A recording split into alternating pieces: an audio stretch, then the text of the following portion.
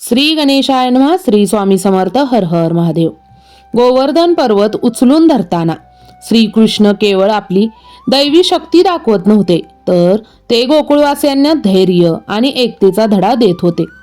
पर्वताखाली जमलेले लोक भयभीत असले तरी कृष्णाच्या शांत आणि आश्वासक रूपामुळे त्यांचे मन स्थिर झाले.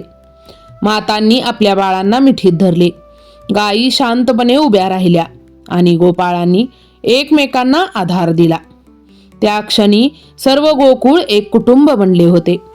संकट कितीही मोठे असले तरी एकत्र राहिल्यास त्यावर मात करता येते, हा संदेश श्रीकृष्णांनी त्या कृतीतून दिला होता.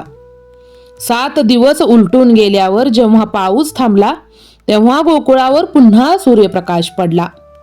निसर्ग जणू श्रीकृष्णांच्या लीलेला साक्ष देत शांत झाला. इंद्रदेवांनी अभिमान बाजूला ठेवून श्रीकृष्णांपुढे नतमस्तक होत क्षमा याचना केली. त्यावेळी श्रीकृष्णांनी इंद्राला सांगितले की शक्ती ही सेवा आणि संरक्षणासाठी असते, गर्वासाठी नव्हे. हा उपदेश केवळ इंद्रासाठी नव्हता, तर संपूर्ण मानव जातीसाठी होता. या कथेचा प्रभाव गोकुळवासियांच्या जीवनावर दीर्घकाळ राहिला. त्यांनी अंधश्रद्धेपेक्षा कर्तव्य, निसर्ग संरक्षण आणि परस्पर सहकार्य यांना अधिक महत्त्व दिले. श्रीकृष्ण त्यांच्या जीवनाचा मार्गदर्शक बनले.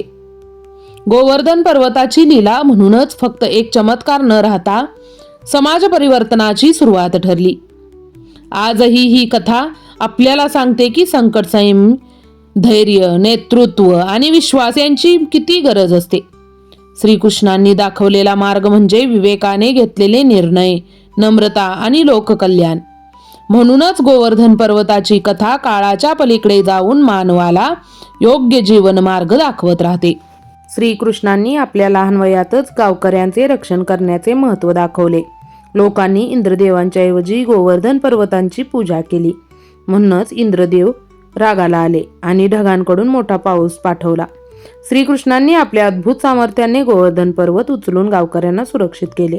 ही घटना लोकांना शिकवते की भक्ती आणि नैसर्गिक साधनांचा आदर केल्यास कोणत्याही संकटांवर मात करता येते आणि लहानपण धैर्यशील व्यक्तीही मोठ्या संकटांमध्ये शक्तिशाली ठरू शकतो.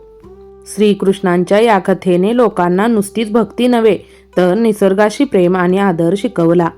गोवर्धन पर्वत उचलून गावकऱ्यांचे रक्षण केल्यामुळे त्यांना समजले की देवतेवर श्रद्धा ठेवणे आणि नैसर्गिक साधनांची कदर करणे किती महत्त्वाचे आहे.